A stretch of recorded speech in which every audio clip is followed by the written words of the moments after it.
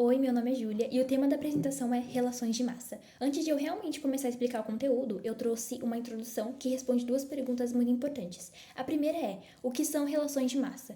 Relações de massa é o estudo das proporções entre as massas das substâncias que participam de uma reação química.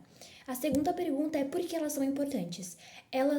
São muito importantes para a química moderna e elas nos ajudam a compreender como a matéria se comporta em diferentes contextos. Agora, começando realmente a explicar o conteúdo, nesse slide eu trouxe os principais conceitos de relações de massa.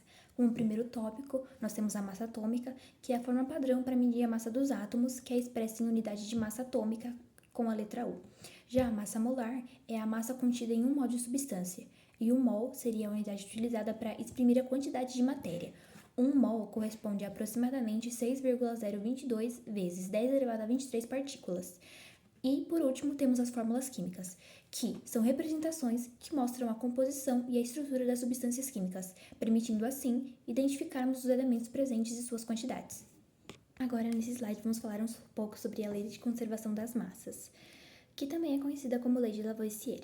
Essa lei foi postulada em 1785 pelo químico francês Antoine Laurent Lavoisier e, segundo ele, abre aspas, na natureza nada se cria, nada se perde, tudo se transforma, fecha aspas. E essa lei basicamente diz que, se uma reação química ocorre em um sistema fechado, a massa se conserva. Ou seja, o somatório da massa dos reagentes é igual ao somatório da massa dos produtos. Agora nós vamos conhecer um pouco sobre a Lei das Proporções Definidas, que também é conhecida como a Lei de Proust. A Lei de Proust foi formulada no início do século XIX pelo químico francês Joseph Louis Proust, que afirma que, abre aspas, uma determinada substância composta é formada por substâncias mais simples, unidas sempre na mesma proporção em massa.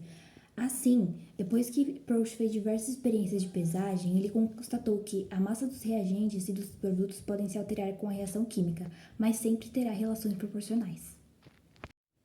Agora falaremos sobre a Lei das Proporções Múltiplas.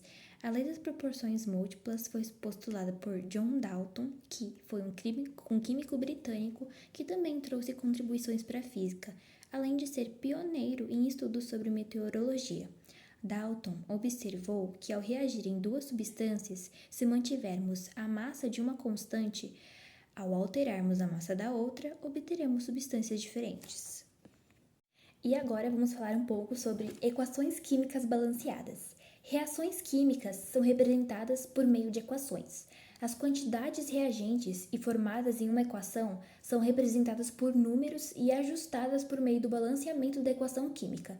Balancear uma equação química é garantir que os átomos presentes na equação estarão em mesmo número nos reagentes e produtos. Agora falaremos sobre relação molar e relação de massa. Qual é a relação entre eles? O mol, como já dito antes, é o termo muito usado para determinar a quantidade de partículas, que podem ser átomos, moléculas, íons, entre outros. A massa molar, que também falamos anteriormente, corresponde à massa molecular de uma substância, sendo expressa em gramas por mol. A palavra mol deriva de moles, em latim, que significa um montão, um amontoado ou uma pilha. É um termo muito importante na química, uma vez que na indústria, por exemplo, não se trabalha com poucas moléculas e sim com grandes quantidades de substâncias. Quando se usa o termo mol, está se referindo a um amontoado de partículas que correspondem a aproximadamente 6,02 vezes 1023. Desse modo, se falarmos em 1 mol de átomos de cálcio, teremos 6,02 vezes 1023 átomos de cálcio. Esse valor é referente à constante de Avogadro, princípio segundo o qual, entre aspas, volumes iguais de dois gases quaisquer nas mesmas condições de pressão e temperatura contêm o mesmo número de mol de moléculas de gás, fecha aspas. Portanto, 1 mol de uma substância corresponde à massa molar de uma substância e contém 6,02 vezes 1023 moléculas dessa substância. Aqui vamos falar um pouco sobre o conceito de reagente limitante. Reagente limitante é aquele que limita a quantidade de produto que pode ser produzida na reação. Isso significa que, quando o reagente limitante é totalmente consumido, a reação para, mesmo tendo ainda outros reagentes. Todos os outros reagentes que sobrarem são considerados reagentes em excesso. Agora falaremos sobre cálculos estequiométricos. A estequiometria é responsável pela análise quantitativa da composição das substâncias consumidas e formadas em uma reação química. O cálculo estequiométrico estabelece uma relação entre as quantias de reagentes e produtos de uma reação química. E finalmente chegamos à conclusão. Durante essa apresentação, conseguimos notar que as relações de massa são fundamentais para compreender como as substâncias participam das transformações químicas. Por meio das leis ponderais e dos cálculos estequiométricos, é possível determinar com precisão a quantidade de reagentes necessária para uma reação ocorrer e a quantidade de produtos formados. Esse entendimento garante que as reações sejam planejadas de forma eficiente, evitando desperdícios e permitindo prever resultados. Assim, o estudo das relações de massa mostra como a química é organizada e previsível, revelando que toda reação química obedece às proporções determinadas e constantes, refletindo a conservação da matéria durante processos químicos. Agora nós vamos resolver 3 exercícios de vestibular que têm a ver com relações de massa. Primeiro, nós temos aqui o primeiro exercício, que tem a ver com a lei da conservação da massa. Temos um enunciado que é: em um experimento, 12 gramas de magnésio reagem completamente com oxigênio, formando 20 gramas de óxido de magnésio. Supondo que toda a massa do produto venha da soma das massas dos reagentes, a massa de oxigênio consumida é A. 4 gramas, B. 6 gramas, C. 8 gramas, D. 10 gramas e 12 gramas. Primeiro, nós vamos separar os dados, que no caso aqui eu já separei. Os dados que nós obtemos foram as 12 gramas de magnésio e as 20 gramas de óxido de magnésio. Para nós descobrirmos qual é a quantidade de... qual é a massa de oxigênio que foi consumida, nós temos que fazer a massa do produto, que no caso seria o produto final, menos a massa do magnésio, que no caso vai ser as 20 gramas, que é o produto final, menos as 12 gramas, que é a massa do magnésio, que o resultado vai ser 8 gramas. Então, a alternativa correta é a letra C. Então, a massa consumida de oxigênio foi 8 gramas. Aqui agora nós temos o segundo exercício, que tem a ver com a lei das proporções definidas. Temos um enunciado que é: um óxido metálico é formado pela união de um metal M com oxigênio. Sabe-se que 24 gramas do metal combinam-se com 16 gramas de oxigênio. Em outra síntese, 6 gramas do mesmo metal reagiram com 8 gramas de oxigênio.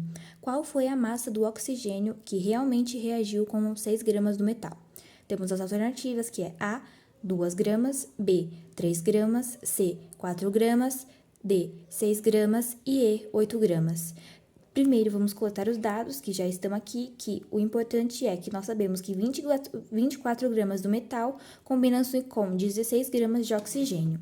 Então, nós temos aqui uma razão que é igual o oxigênio dividido pelo metal, que vai ser igual, então, às 16 gramas do oxigênio dividido pelas 24 do metal, que vai ser igual a 2/3.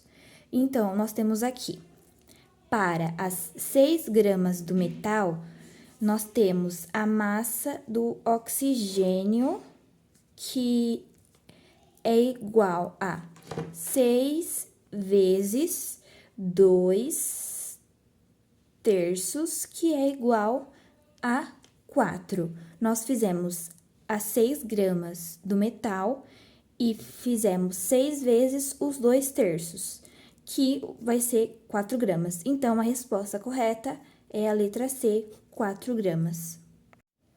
Aqui nós temos o último exercício, que tem a ver com relações de massa a partir da equação balanceada. Primeiro, nós temos que considerar a equação química: 2 moléculas de hidrogênio mais 1 molécula de oxigênio é igual a 2 moléculas de água. Sabendo que 4 gramas de hidrogênio reagem com 32 gramas de oxigênio para formar água, determine a massa de água produzida quando 12 gramas de hidrogênio reagem completamente com oxigênio em excesso. Temos alternativas que são A, 36 gramas, B, 54 gramas, C, 72 gramas, D, 108 gramas e E, 120 gramas. Então, nós temos que considerar essa equação, ela vai ser muito importante, e vamos usar o método por regra de 3.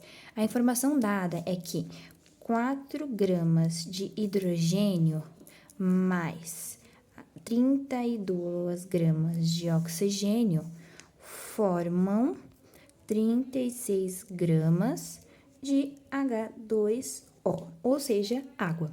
Então, logo, 4 gramas de hidrogênio formam 36 gramas de água.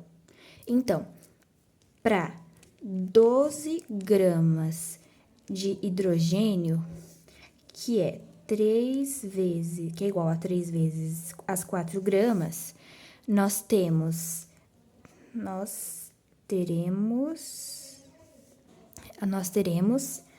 3 vezes 36, porque se fizermos 3 vezes 4, também temos que fazer 3 vezes 36, que vai ser igual a 108 gramas de H2O, ou seja, água. Então, a resposta seria a letra D, 108 gramas.